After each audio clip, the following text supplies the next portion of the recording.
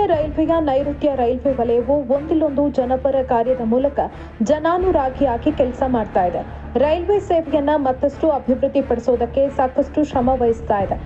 ಆದರೆ ಈಗ ಗೋಲ್ ಗುಂಬಜ್ ರೈಲಿನ ವಿಷಯದಲ್ಲಿ ತೆಗೆದುಕೊಂಡ ನಿರ್ಣಯಕ್ಕೆ ಅಪಸ್ವರ ಕೇಳಿಬಂದಿದ್ದು ಹುಬ್ಬಳ್ಳಿ ಭಾಗದ ಜನರಿಗೆ ಉಪಯೋಗ ಆಗುವುದೇ ಅನುಮಾನ ಎಂಬಂತಾಗಿದೆ.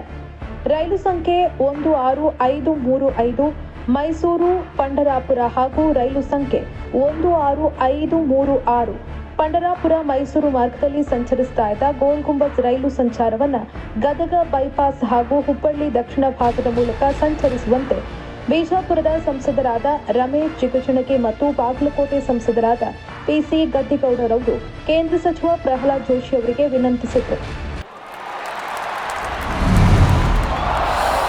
ಪ್ರತಿ ಪ್ರಯತ್ನದ ನಂತರ ಕಾಳಜಿ ನಿಮಗೆ ಮತ್ತೆ ಶಕ್ತಿಯನ್ನು ತುಂಬುತ್ತದೆ. ಕಾಳಜಿಯಿಂದ ಪ್ಯಾಕ್ ಮಾಡಿದ ಶುದ್ಧ ನಂದಿನಿ ಹಾಲು. ನಂದಿನಿ.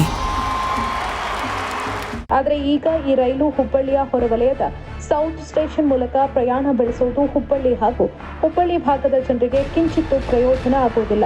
ಅಲ್ಲದೆ ಸಿಟಿಯಿಂದ ಬಹು ದೂರವಿರುವುದರಿಂದ ಮಾತ್ರವಲ್ಲದೆ ಯಾವುದೇ ಆಟೋ ನಗರ ಸಾರಿಗೆ ಸೌಕರ್ಯವಿಲ್ಲದೆ ಇರುವುದು ಸೌತ್ ಸ್ಟೇಷನ್ ಇಂದ ಜನರು ಹತ್ತುವುದು ಇಳಿಯುವುದು ದುಸ್ತರವಾಗಲಿದೆ. ಬದಲಿಗೆ ರೈಲು ಪ್ರಯಾಣವನ್ನು ಹುಬ್ಬಳ್ಳಿಯ 6, 7, 8 ಪ್ಲಾಟ್ಫಾರ್ಮ್ವರೆಗೆ ವಿಸ್ತರಣೆ ಮಾಡಬೇಕು ಅನ್ನೋದು ಜನರ ಆಗ್ರಹವಾಗಿದೆ.